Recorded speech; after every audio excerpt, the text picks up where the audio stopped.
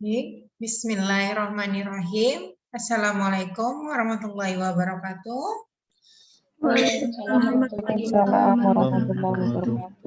Semoga suara saya terdengar dengan jelas oleh mahasiswa sekalian. Baiklah, sekarang kita masuk pada pertemuan ketiga mata kuliah biokimia. Kita masuk ke fungsi dan struktur protein. Mahasiswa di sini diharapkan mampu mengetahui struktur primer, sekunder, dan tersier, lalu menganalisis metode penentuan struktur protein, dan menganalisis hubungan struktur fungsi protein, menganalisis gerak molekul dalam protein.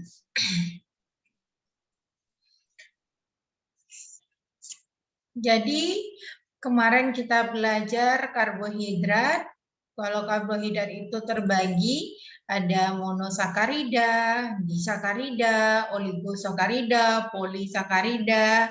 Sekarang kita masuk ke protein. Protein berasal dari bahasa proteis, proteos, yang berarti barisan pertama. Kata yang diciptakan oleh John J. Berzelius pada tahun 1938. Beliau menekankan pentingnya protein ini. Jadi dia merupakan struktur biomolekuler dari suatu molekul protein. Setiap protein, khususnya polipeptida, itu merupakan suatu polimer yang merupakan urutan yang terbentuk dari berbagai asam L-alfa amino. Ini disebut juga sebagai residu. Suatu rantai yang panjangnya kurang dari 40 residu disebut sebagai polipeptida. Ingat, ini namanya polipeptida, bukan sebagai protein. Nah, kemarin itu kita pernah bahas di awal pertemuan yang menyusun protein apa? Karbon, hidrogen, oksigen, dan nitrogen. Karbon, hidrogen, Oksigen, dan nitrogen. Oke, ingat ya, itu atom-atomnya. Jadi apa? Di sini sudah ada unsur, ada nanti yang beberapa unsur sulfur, S atau fosfor juga ada atomnya. Apa itu protein? Suatu makromolekul yang tersusun oleh asam amino. Ingat, asam amino. Kalau karbohidrat, dia tersusun oleh monosakarida. Okay? Dihubungkan oleh ikatan peptide yang terdapat dalam jaringan tubuh, dalam darah, dan interstisial. Jadi ada unsur karbon, hidrogen, oksigen, nitrogen, dan unsur sulfur serta fosfor. Kalau protein polipeptide ikatannya, kemarin karbohidrat ikatannya apa, Ge?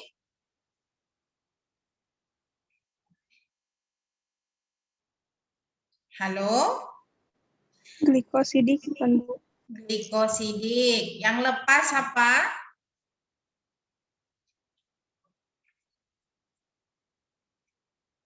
Molekul apa yang lepas ketika monosakarida yang satu berikatan dengan monosakarida yang kedua?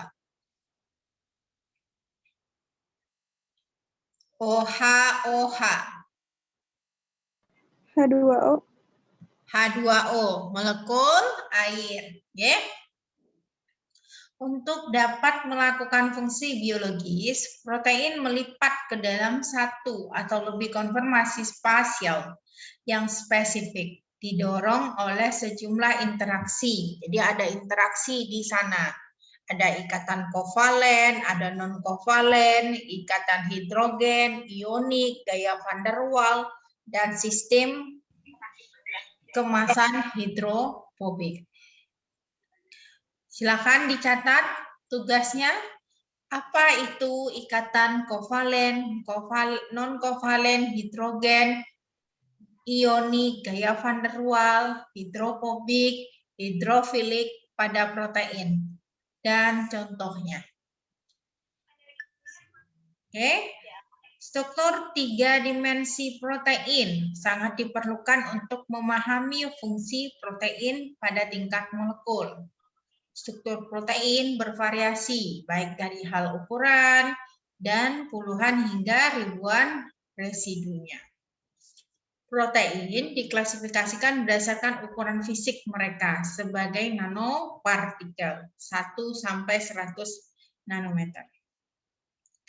Protein dapat mengalami perubahan struktural reversibel. Jadi dia bisa berubah dalam menjalankan fungsi biologisnya.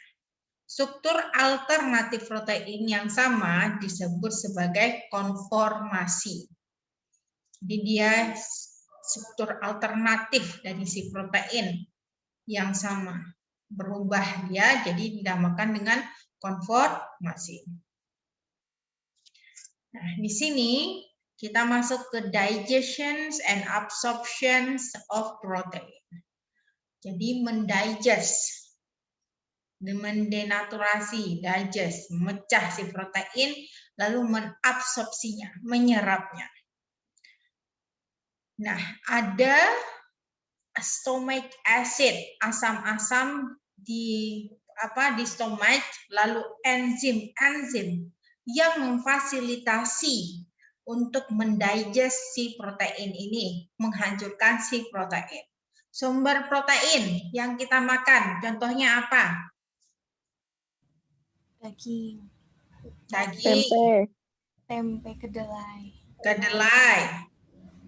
apalagi? telur, Oke, putih telur misalnya ya. Nah, kita makan putih telur lalu sampai di perut kita ada enzim-enzim yang berperan yang mendigest si putih telur tadi menjadi dia molekul sederhana. It is first denatured dan broken down to polypeptide. Jadi dihancurkan dulu menjadi polipeptida. Di usus halus, small intestine, dia dilanjutkan membreakdown. Breakdown itu menghancurkan si protein into smaller, ke dalam bentuk peptida yang lebih kecil. Dan ke amino acid, asam amino, yang nantinya bisa diserap. Jadi si protein itu disusun oleh asam amino. Oke. Dewasa normal, nah ini 1-2% protein tubuh diganti per hari kalau orang dia dewasa. Protein diuraikan menjadi asam amino, terutama protein sekitar 80% ini sampai 80% disintesis protein yang baru. Sekitar 20-25% amina membentuk ureum, karbon. Jadi karbohidrat dan lemak. Nah, si protein ini kan disusun oleh asam amino. Kalau dia terdenaturasi, terdigest, masuk ke dalam metabolisme protein, nanti kelebihannya bisa dirubah ke bentuk ureum. Ureum ya, ureum membentuk ureum karbon menjadi karbohidrat dan lemak. Karbohidrat kita sudah belajar kemarin. Di sini ada nih 2 tahapnya nih, di stomach 1, di small intestine 1. Ketika proses digest si protein di dalam stomach, protein is denatured by hydrochloric acid, asam hidroklorik. Lalu ada enzim yang namanya pepsinogen. Itu merubah ke dalam bentuk aktif pepsin in the presence of hydrochloric acid. Nah, dia ini dirubah is converted into active form pepsin in the presence of hydrochloric acid. Pepsin akan memecah si protein menjadi smaller polypeptide. Jadi ada kerjasamanya di sini, ada asam hidroklorik yang mengaktifkan enzim proenzim pepsinogen menjadi bentuk pepsin. Nah, si pepsin ini akan memecah-mecah si putih telur, protein putih telur tadi menjadi bentuk polypeptide yang lebih kecil. Oke, ini terjadi di stomach. Kemudian ada apa dengan small intestine? Nah, di sini ada yang namanya protease hidrolis. Nah, di sini enzim protease dia akan memotong-motong ikatan peptidasi protein tadi menjadi oligopeptida. Which contain 4 to 9 amino acid. Jadi yang namanya oligopeptida itu mengandung 4 atau sampai 9 asam amino. Peptida split protein into amino acid. Ini di small intestine. Lanjut berikutnya, protein absorption, penyerapan protein.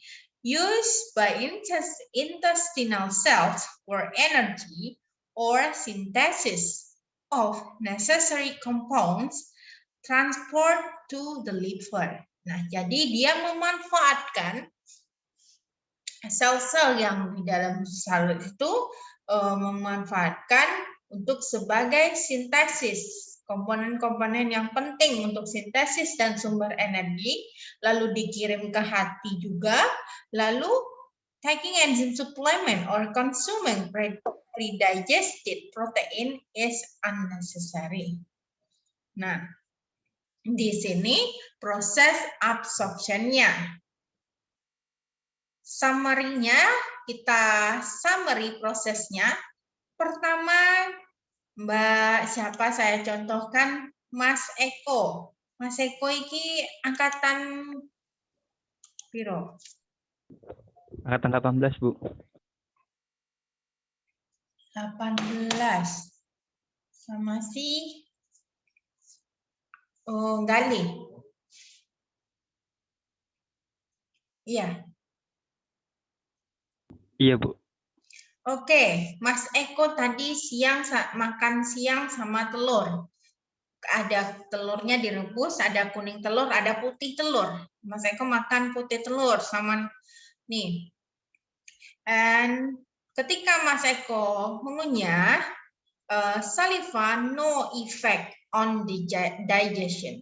Jadi dia tidak mempengaruhi pada si putih telur tadi. Tetapi ketika di hati, ingat ada HCl, asam hidroklorik tadi, denaturate protein, and then pepsin, hydrolyzed peptide bond. Dan dia ini mendenaturasi si protein si HCl, pepsin, dia menghidrolisis ikatan-ikatan peptida tadi. Sehingga menjadi polipeptida yang besar. Oke, polipeptida yang besar di usus halus. Nih, yang bekerja. Enzim-enzim yang bekerja dalam menghidrolisis ikatan peptida apa saja? Ada tripsin, ada simotripsin, ada karboksipeptidase, ada aminopeptidase. Nah, ini yang bekerja sehingga dia menjadi molekul asam amino sederhana. Nanti akan diserap oleh sel usus halus, masuk ke transport aktif. Nah, dia diserap bisa masuk ke dalam pembuluh darah. Nanti menjadi sumber energi, diolah atau dikirim ke hati. Lanjut, proses sintesis protein itu terjadi di mana? Di dalam sel. Siapa yang tahu?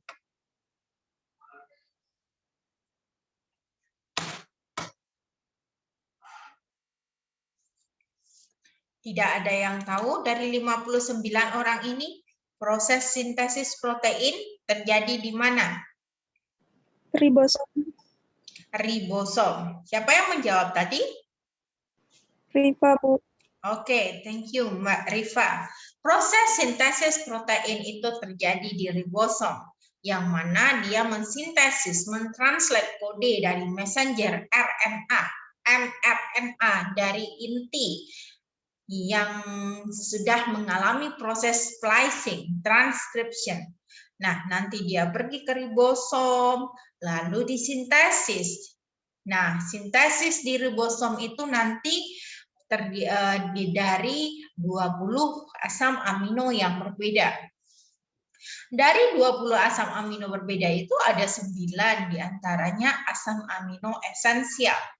Setiap asam amino memiliki gugus amino, gugus asam, atom hidrogen, dan kelompok samping atau kita sebut dengan side group. Urutan asam amino di setiap protein menentukan bentuk dan fungsi si protein tersebut. Jadi yang menentukan bentuk dan fungsi protein itu adalah asam aminonya.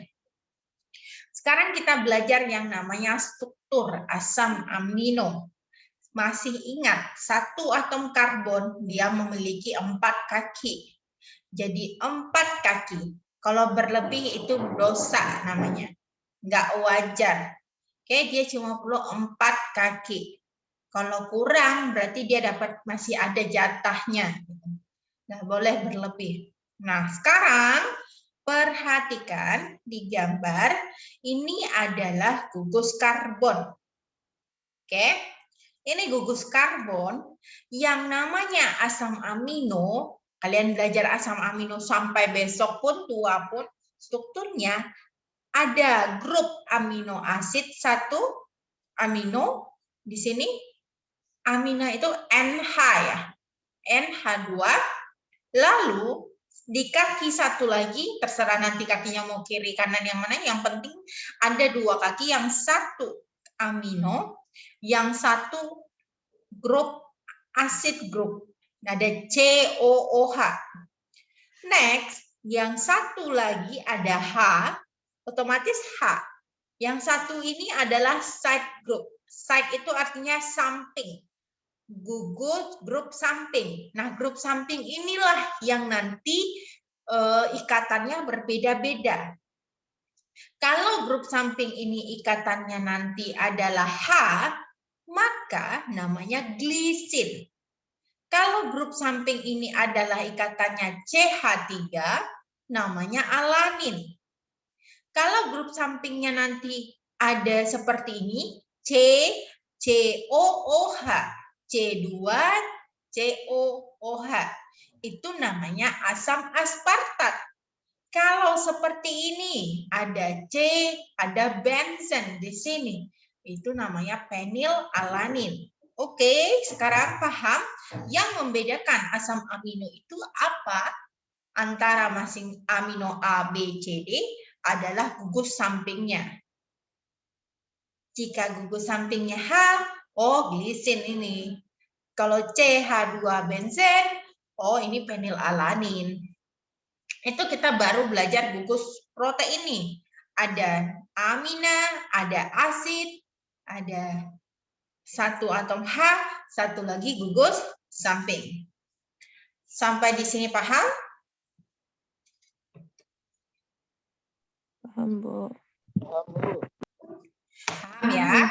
Jangan sampai tidak paham, karena saya sudah menjelaskan dengan detail. Jadi besok siapa dari antara kalian yang mau penelitian bioinformatik, misalnya molekular docking istilahnya, itu mendocking, memblok si protein. Nah, ini kudu bagus dulu basicnya nih proteinnya. Jadi yang jago main komputer, software, nah itu penelitian itu enggak semuanya di lab, enggak selalu di lab. Ada yang namanya in silico, ada yang in vivo, in vitro. Nah, kalau in silico berbasis menggunakan software Jadi perlu internet, program diinstal di komputer. Jadi kita mainnya di komputer aja penelitiannya. Oke, lanjut kita ke asam amino esensial, otomatis ada yang non esensial. Esensial disebut asam amino yang sangat diperlukan, jadi harus dipasok dari makanan yang dikonsumsi. Apa saja contohnya? Histidin, isoleusin, valin, monggo dipelajari nanti. Yang asam amino esensial mengacu pada asam amino yang biasanya tidak penting tetapi penting dalam kondisi tertentu. Oke. Lanjut. Perlu di-clear dulu. Nah, rantai asam amino, tadi kita bilang ikatannya apa? Peptida. Oke, setuju ya? Ikatan peptida. Kalau di monosakarida, yang menjadi ikatan glikosidik kemarin adalah gugus OH dengan OH. Maka terputuslah membuang molekul H2O. Terbentuklah ikatan glikosidik. Nah, sekarang pada asam amino yang menyusun protein, ikatan apa yang terbentuk? Ikatan peptida. Nah, di sini yang berikatan adalah dari grup asid COOH berikatan dengan amina di sini. Jadi C-nya berikatan ke N.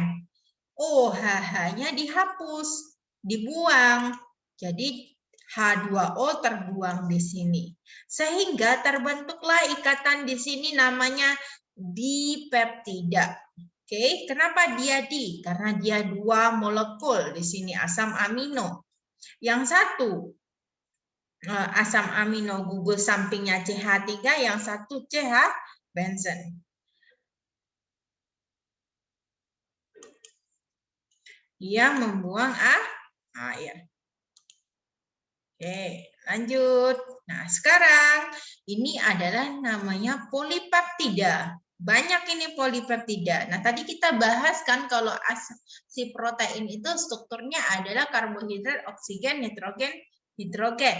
Nah, sekarang ada gugus samping. Gugus lagi biasanya sulfur atau fosfat. Nah, ketika ada gugus sulfur itu pada asam amino mana? Ingat, asam amino cysteine. Dia memiliki gugus sulfur. Cysteine, dia memiliki gugus samping sulfur. Nah, ketika asam amino membentuk rantai seperti ini berarti dia proteinnya ada 2 chain istilahnya. Chain A, chain B. Oke.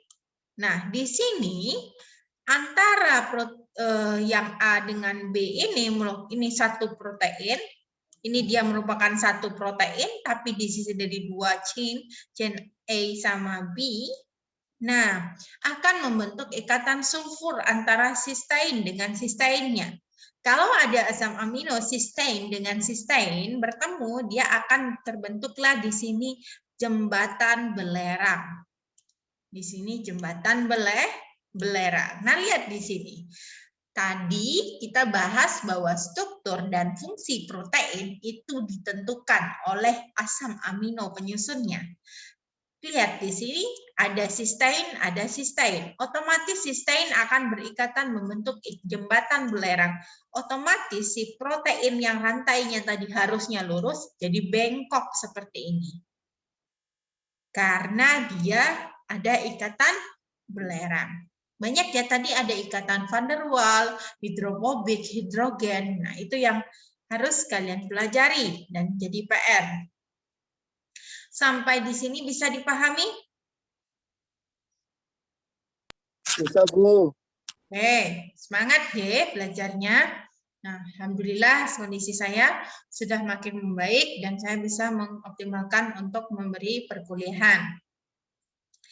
Saya mohon maaf di 2 minggu di pertemuan pertama kemarin itu saya lagi sakit. Pertama kali sakit. Besok saya langsung dirawat di rumah sakit. Nah, itu pas ngajar pertama itu saya nggak optimal. Yang biokimia yang pertama lagi pusing. Matanya sebenarnya nggak bisa lihat laptop itu. Oke, lanjut. asam amino dengan rantai samping alifatik. Nah, di sini dia bilang ada beberapa asam amino yang memiliki rantai alifatik. Nah, sekarang saya nanya dulu. Saya panggil dulu nih mahasiswanya. Eka Ningsih Fauzia. Ada? Halo?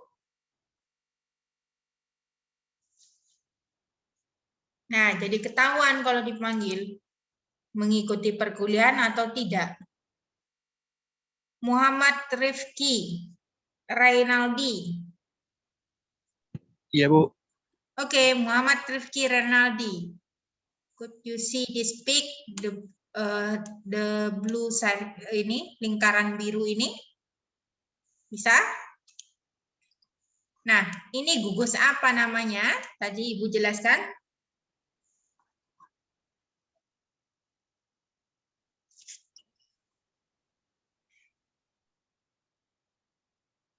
Halo. Nah, kalau sama Ibu, kalau nggak bisa jawab, saya nggak bisa jawab, Bu. Bilang gitu aja, nggak apa-apa. Saya belum paham, Bu, karena saya tidak mengikuti perkuliahan Ibu tadi. Nggak apa-apa juga, lebih jujur lagi. It's okay if you cannot answer my questions. Next. Sari Ramadhani. Ibu. Oke. Bisa jawab? Halo? Gugus Mina, Bu. Gugus? Amina. Ya, good. Amino. Next. Ini?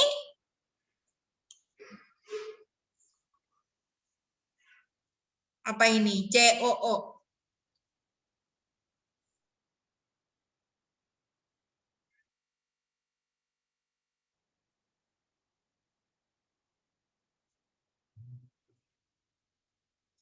Apa? Tadi ada gugus apa saja? Struktur protein itu struktur asam amino. Wajib harus ada apa aja? Kalau nggak ada gugus itu berarti dia nggak asam amino gitu.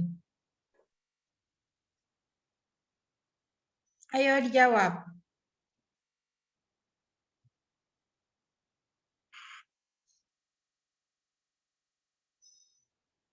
Jo, nggak bisa? Nyerah? Ini gugus asid. Nah, rantai sampingnya yang mana? Ya otomatis H. Ini udah wajib struktur asam amino nih. Kayak gini nih, wajib. Nah, ini struktur asam amino nih, gitu loh. Nih, ini struktur asam amino nih. Nih, ini struktur asam amino. Ini yang gugus sampingnya. Ini gugus samping. Ini gugus samping. Ini gugus sampingnya. Oke. Bisa dipahami ya? Apa ini ada chat? Oke, apa-apa. Next. Sekarang kita belajar struktur protein.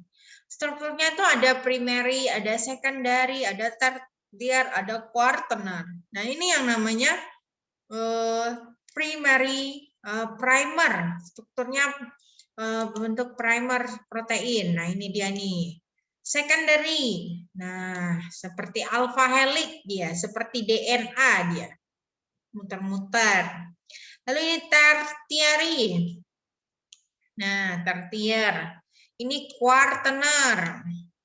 Nah, di sini dia assembly-nya seperti ini. Folding, lipatannya, ada lipatannya. Packing-nya dia di packing seperti tertiary. Interaction. Nah, kalau dia quaternary, itu udah ada interaction antara molekul-molekul proteinnya. Oke, next. Kalau mau lihat molekul protein, sebentar, saya mau kita keluar dulu dari PPT ini, biar kalian nggak bosan.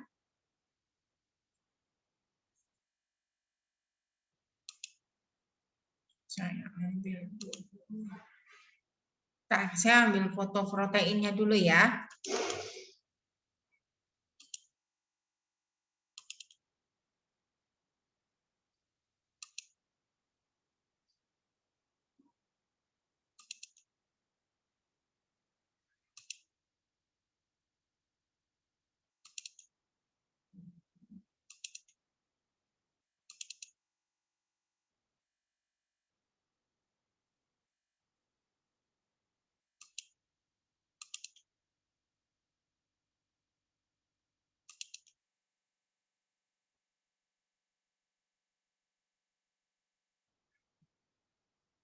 Nah,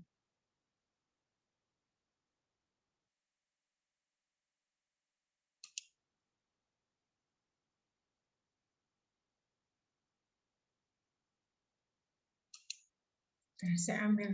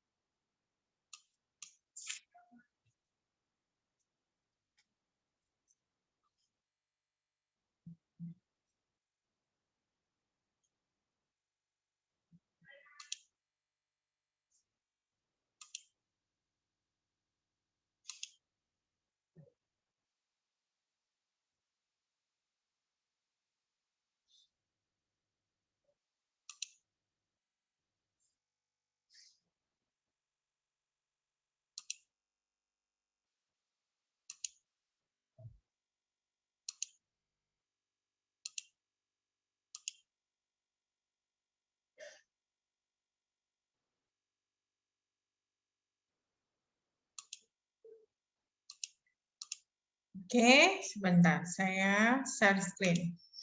Ini Ibu nggak bisa buka programnya, tapi Ibu tunjukin gimana. Ini contoh penelitian mahasiswa saya. Bisa terlihat?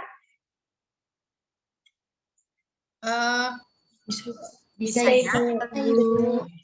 Nah, ini penelitiannya Mbak Dinda sekarang itu lagi meneliti COVID-19.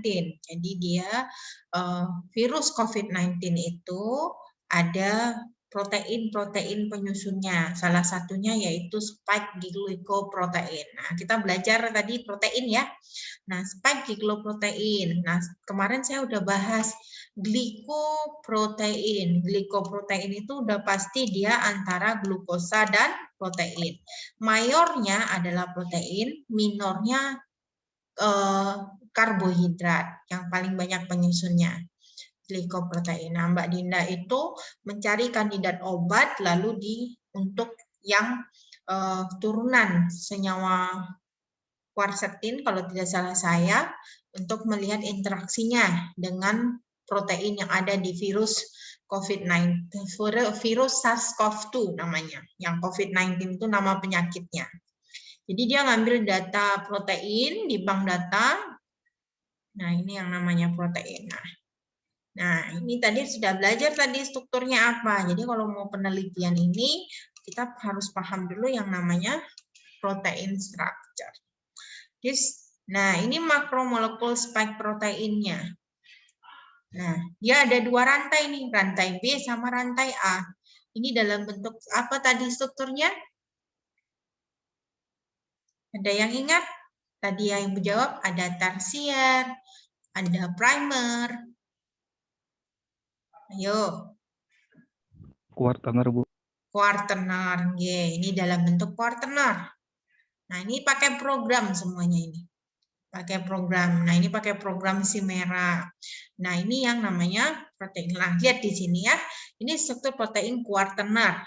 Ananda perhatikan, kenapa Bu yang biru ini melingkar-melingkar seperti ribbon istilahnya kalau di protein, ribbon. Nah, ini nih karena ada ikatan di sini. Apakah tadi kovalen, hidrofobik, hidrofilik. Nah, di sini nih ada ikatan di sini. Kenapa yang ini lurus saja, Bu? Nah, ini lurus saja, Bu, nggak kayak pita-pita. Nah, itu dipengaruhi. Ingat, struktur dan fungsi protein dipengaruhi oleh asam amino penyusunannya. Sehingga asam amino penyusunnya juga mempengaruhi ikatan-ikatan yang ada di sana. Nah, ini kalau dia si struktur protein ini dibuka lalu dilihat atom-atom penyusunnya. Oke, biar nggak ngebosan ini nih, Ibu ngebosan belajar nih.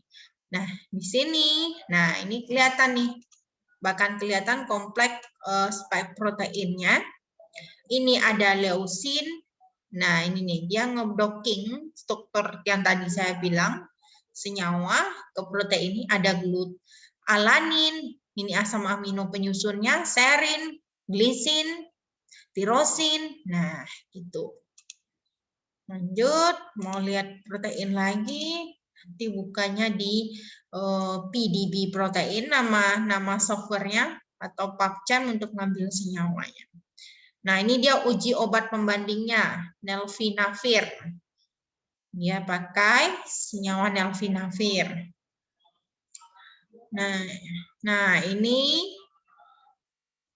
lanjut. Nah, ini yang dikajinya nanti. Ada ikatan-ikatan apa di sini? Oh, ini nggak dikasih keterangannya karena masih revisi sama saya. Nah, kalau ini yang merah ikatan apa? Ini asam aminonya. Nanti dikaji ikatan-ikatannya. Ini nggak nge-lab ya penelitiannya, ini di komputer. Nah, ini dia. Khusus untuk nama istilahnya penambatan protein. Kalau bahasa Inggrisnya molecular docking. Oke. Itu salah satu kalau kalian belajar protein. Oke, kita lanjut ke PPT tadi.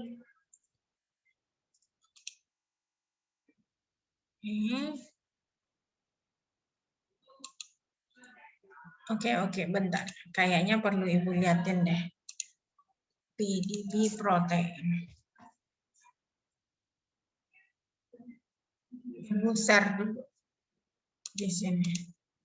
Share screen.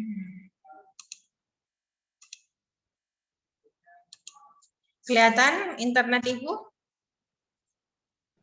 Kelihatan Ibu. Kelihatan ya. Nah, kita lihat protein di sini. PDB protein. Misalnya kalian mau lihat enzim lipase. Enzim itu kan protein juga tuh.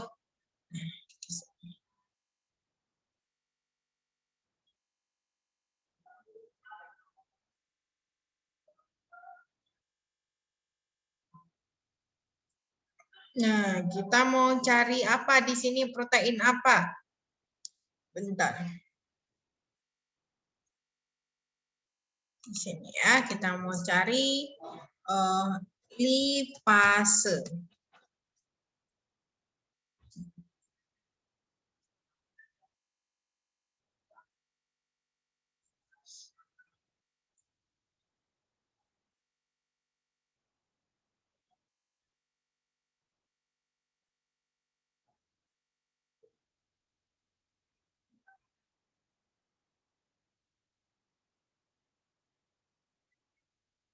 Nggak jalan? Atau gimana ini? Oke, baik lagi. Saya salah tulis kayaknya. Bahasa Inggrisnya lipase. Bukan seperti itu. We try to insulin. Oke.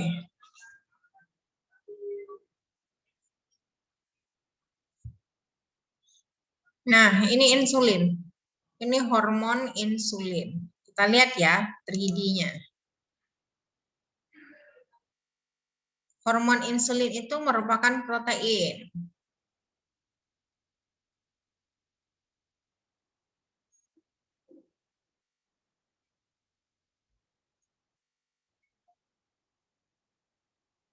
Nah, ini proteinnya, insulin. Nah, kita mau lihat ini apa? Kita tinggal ke, oh ini valin. Nah, tuh. Kalau kalian mau. Nah, ini susunan strukturnya. Si insulin tadi. Oke. Bentar. Kalau mau download filenya, tinggal diklik di sini. Mau download file model apa?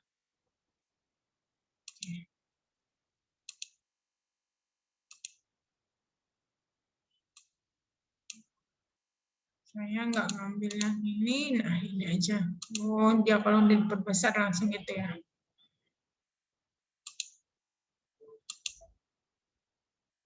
Ini mau measurement apa? Kita balik ke yang tadi, kita lihat informasinya. Oke. Sorry, saya mau jelasin ini sedikit. Ini V Oh, oke, nggak apa-apa. Kita buka yang ini ya. Ambil yang ini.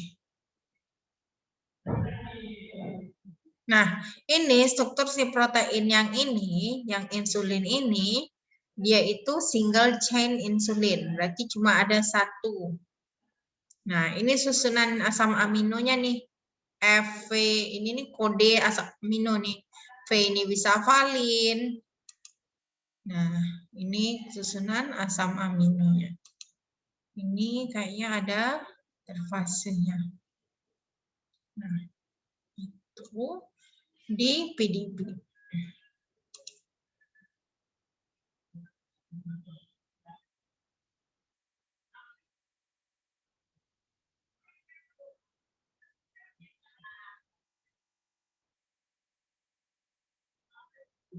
Nah, ini kode asam aminonya. Jadi satu asam amino ini ada berapa nih? 50, 51, 52, 53, 54, 55, 56. Nah, ini dia. Ini bisa nanti mau dijadiin misalnya, ini kan kita mau bikin, mana tadi pilihannya? Nggak ada di sini. Bisa kita mau bikin strukturnya 2 dimensi atau apa? Kita lihat di genomnya. Kalian yang hobi komputer juga bisa ngotak-ngatik ini. Ini aja ya, Mbak itu. Nah, ini genomnya.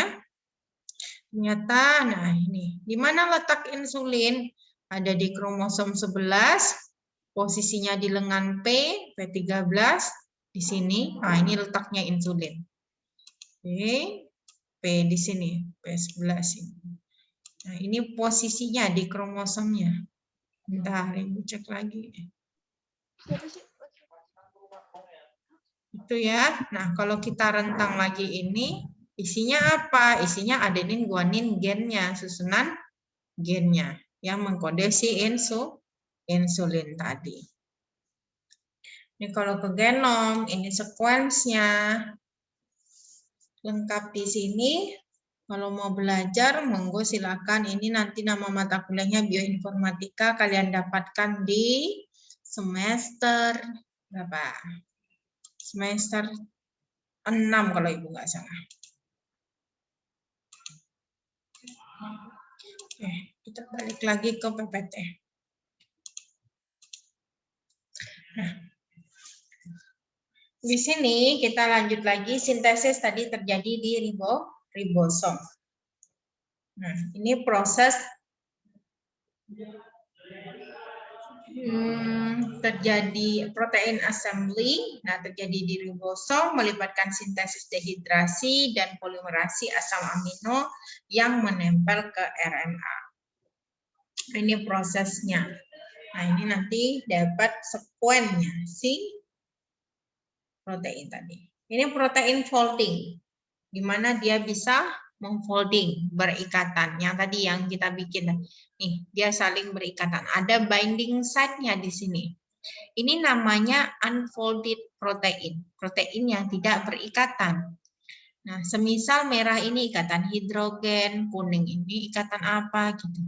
Asam aminonya, lalu dia berikatan, saling berikatan antara asam-asam amino, folded protein. Nah, di sini terbentuklah yang pink ini, ternyata terbentuk ikatan hidrogen di sini. Ada 1, 2, 3, 4, 5, 6. Ini asam amino, asam amino, asam amino, asam amino, asam amino. Paham ya? Nah, protein folding itu terjadi di mana? Di sitosol. Involve localized spatial interaction among primary structure elements, and then may or may not involve chaperone protein. Nah, disinilah proses yang namanya folding protein. Lalu packing protein, di packing tadi. Nah, dia kan tadi seperti ini nih, primer nih baru. Lalu terbentuk secondary. Lalu sehingga dia membentuk pita-pita. Nah, ini terjadi di sitosol. Membentuk ikatan-ikatan, unfold state. Nah, Catalytic, active site. Nah, ketika dia sudah membentuk packing, ikatan-ikatan bentuk tersier structure, hasilnya nanti adalah tersier, itu akan ada active site, ada disulfide, cross-link, correctly reform, terbentuk, dan ada catalytically, ada katalitik, ada di sini. Semua. Struktur protein primer, sekunder, dan tersier. Pada pembahasan arsitektur protein digunakan pembagian 4 tingkatan struktur. Yang tadi primer, sekunder, tersier. Di samping itu dikenal juga adanya struktur kuartener dan struktur super sekunder. Yang nanti dibahas ya. Nah, di sini struktur primer. Masih harus ingat ini ya. Nah, ini yang saya bilang kode tadi. Misal dia insulin itu terdiri dari 2 struktur, 2 chain A atau chain 1 atau chain 2. Chain 1 ini penyusun asam aminonya, chain 2 ini penyusun asam aminonya. F itu kode untuk apa? F itu kode untuk fenilalanin. G kode untuk apa? G itu kode untuk glisin. Jadi di sini 1, ini 5 asam amino. Jadi 1, 2, 3, 4, 5, 6. 30 asam amino. Ini pembentukan ikatan peptida. Tadi yang dilepas adalah H2O. Sekarang saya mau tanya ke, nah, kalau sama Ibu belajar ya kayak gini. Lulu Fitriani. Iya, Bu. Semisal ada 5 asam amino, maka akan ada saling berikatan, membentuk oligopeptida. Berapa molekul air yang dihasilkan?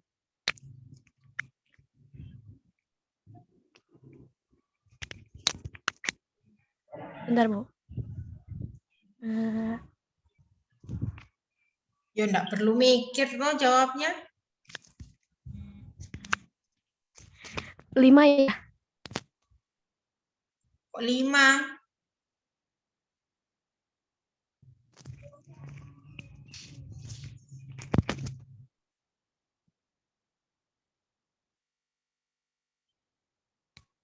Belum, kurang paham, Bu. Masa belum paham tadi? Kalau misalnya 2 asam amino, berapa 1 molekul air?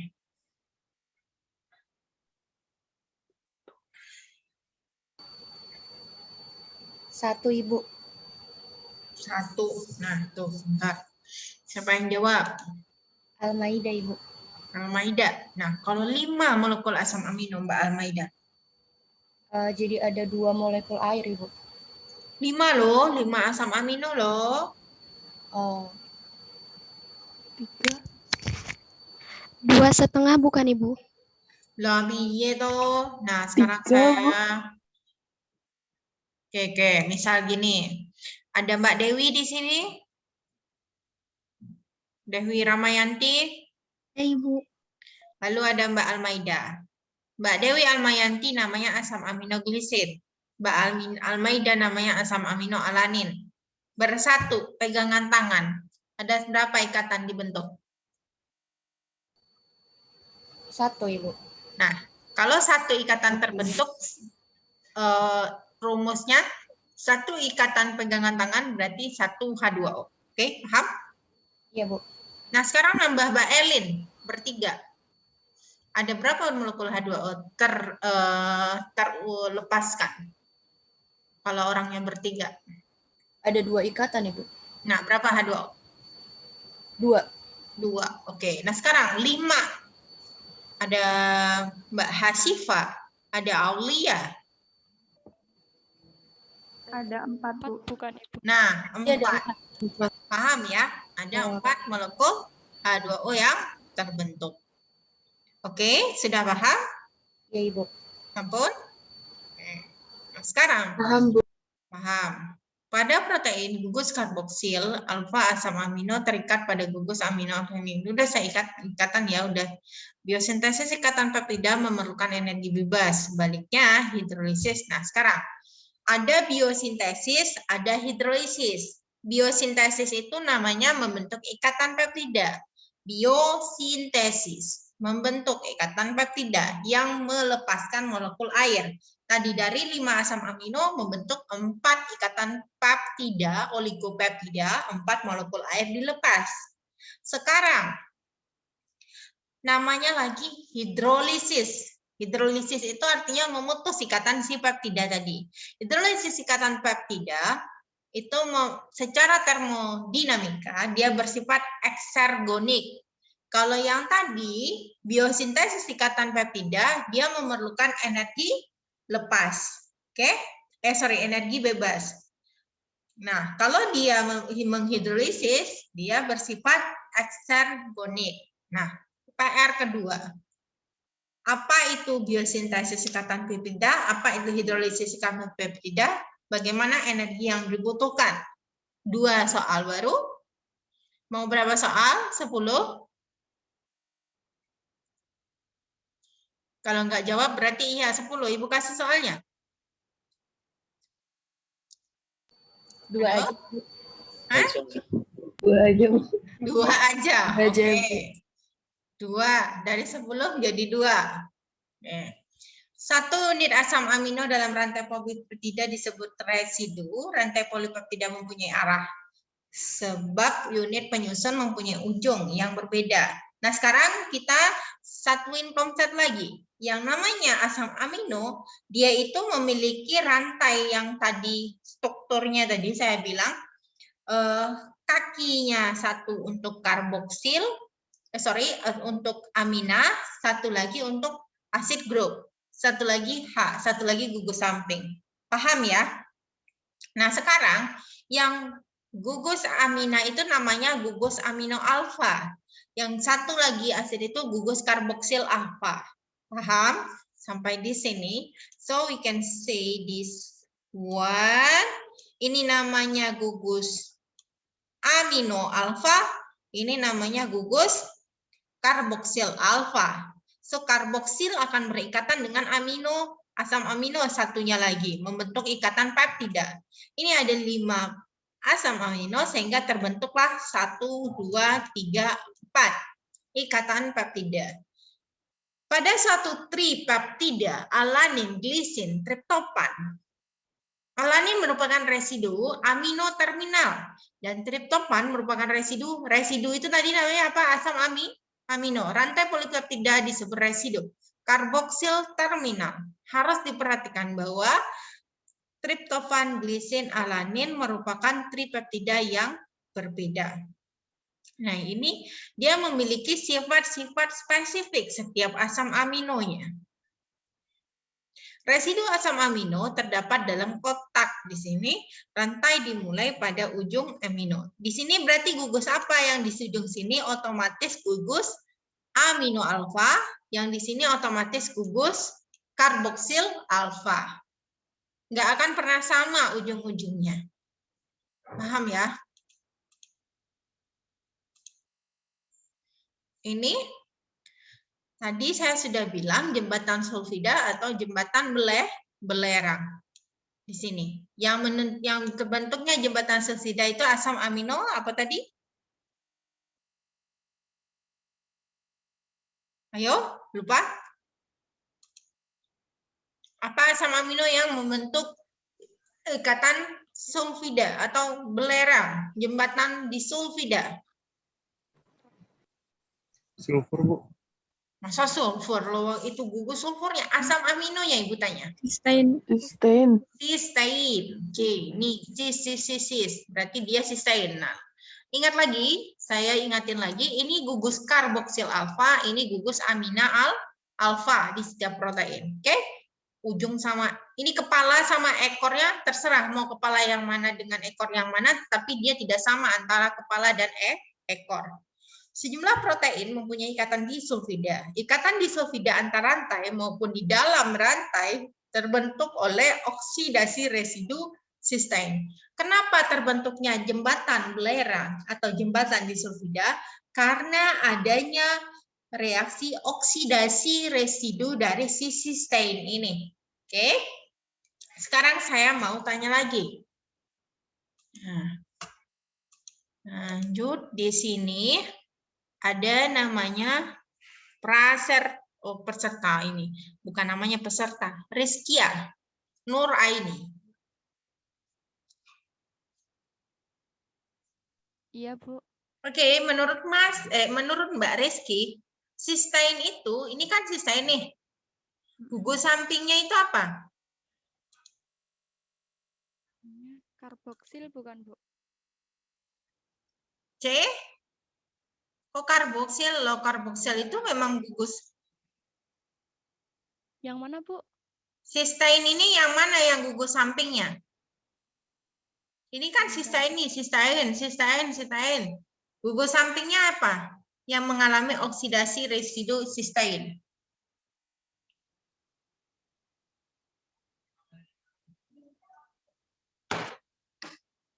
Ayo dipikirkan jawabannya. Saya tanya 5 menit lagi. Saya izin 5 menit dulu ya sebentar. Iya, Bu.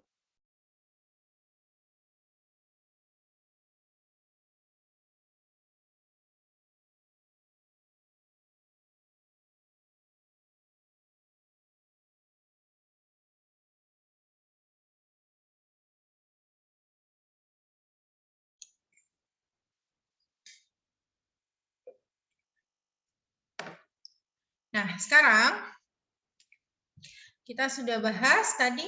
Kenapa jawabannya, Mbak? Sorry, apa gugus sampingnya? Gugus sampingnya CH2 bukan, Bu? CH2 ya, gugus sampingnya. Di sini CH2 di sini. Maka dia terbentuklah si bentar. Ini ada CH2 lagi baru SH ini.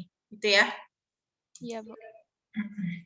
Disulfida yang dihasilkan adalah cysteine. Protein intrasel umumnya tidak mempunyai ikatan disulfida, sedangkan protein ekstrasel sering mempunyai beberapa. Nah, sekarang dapat lagi kita konsep bahwa ada protein ekstrasel, ada protein intrasel. Nah, umumnya yang ada ikatan disulfida itu adalah protein ekstrasel. Kalau intrasel dia umumnya tidak mempunyai ikatan disulfida. Ikatan lintas non-belerang yang berasal dari rantai samping lisin ditemukan pada beberapa protein. Misalnya serat kolagen dalam jaringan ikat diperkuat dengan cara ini. Sama seperti fibrin pada proses penggumpalan darah.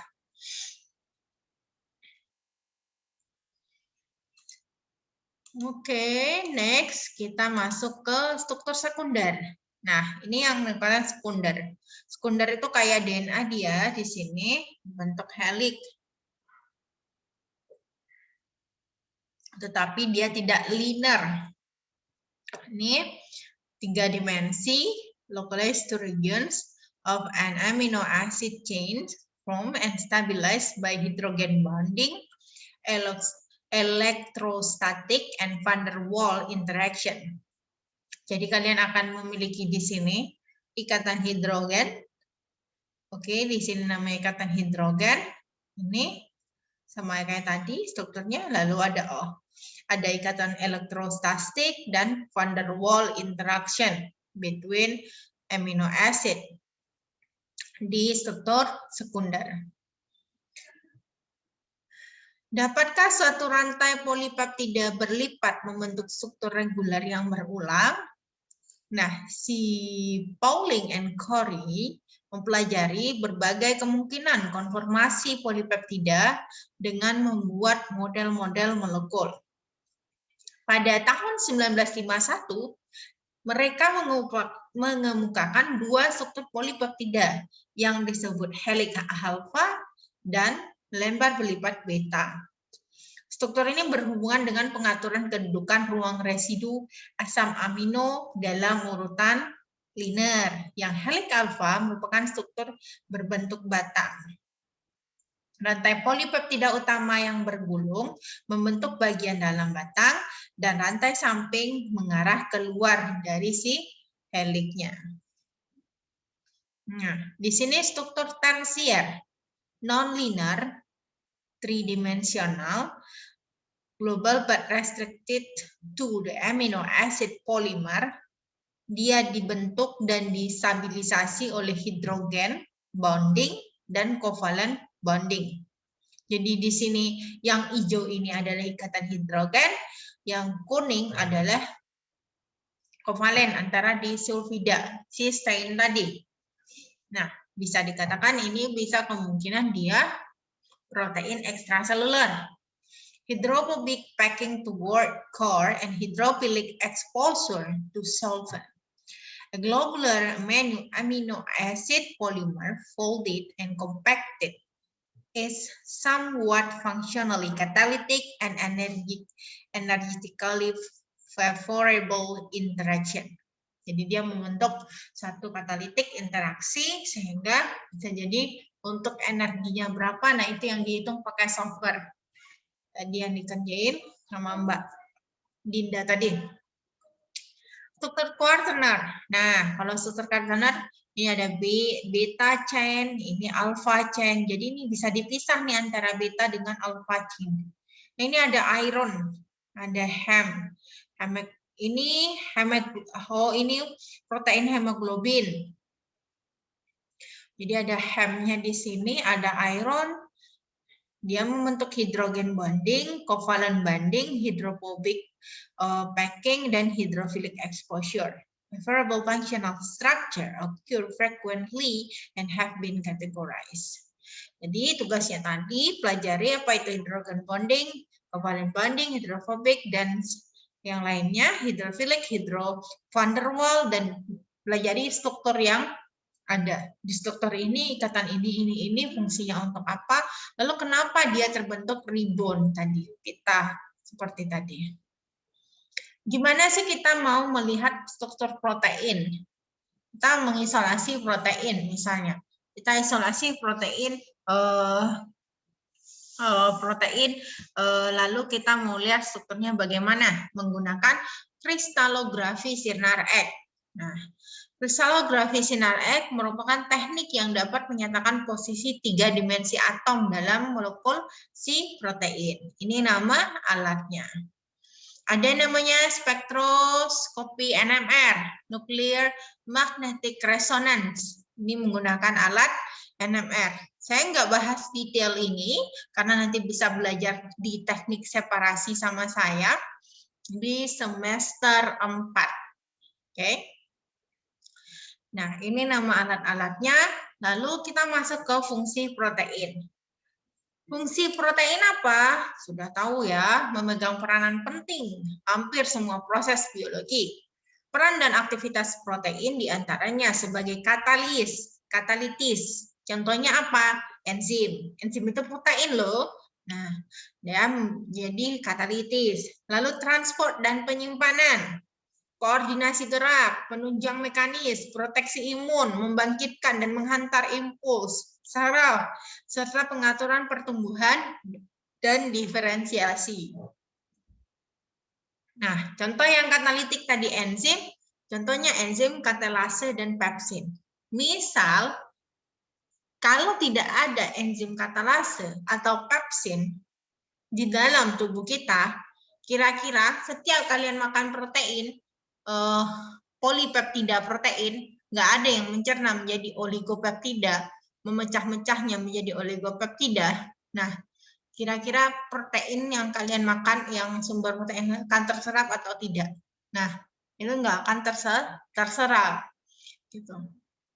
Jadi kalian kudu makan yang namanya protein yang telah didigest di luar. Nah, itu ada kalau kelainan penyakit-penyakit yang berhubungan dengan nutrigenomik ya, bisa jadi salah satu enzimnya tidak bekerja dengan baik. Nah, itu ada kelainan genetik atau apa. Nah, itu bisa jadi karena ada protein.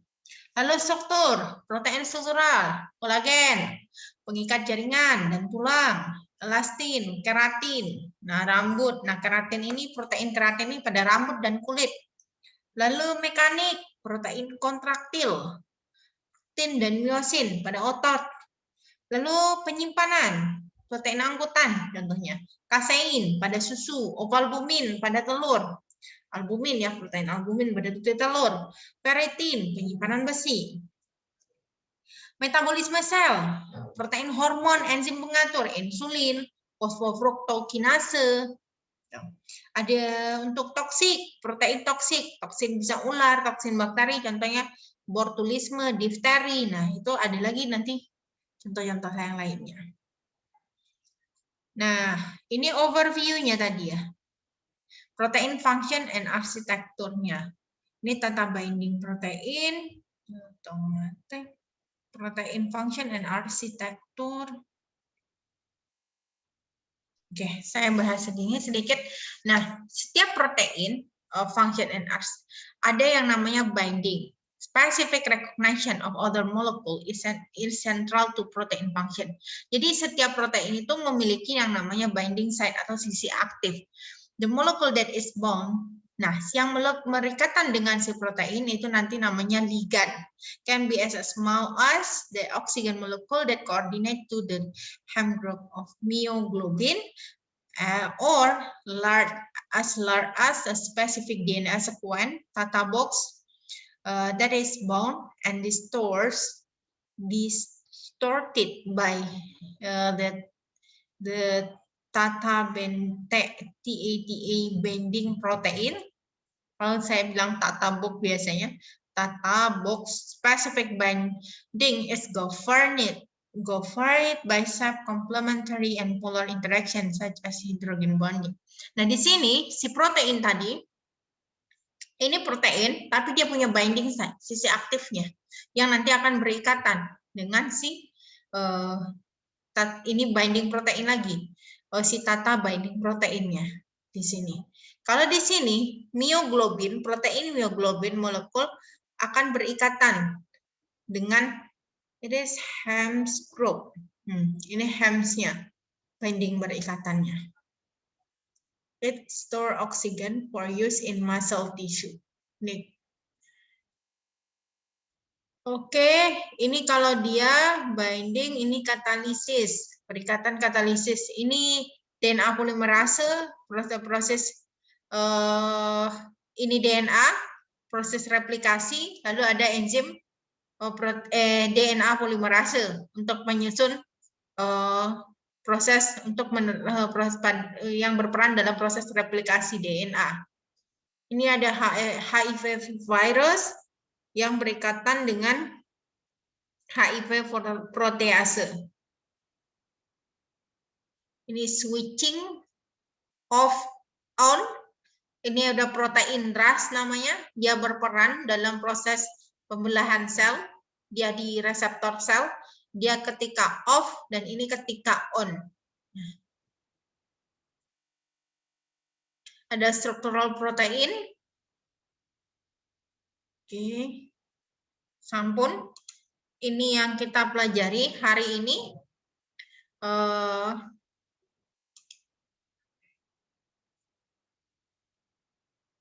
Saya stop dulu recordingnya.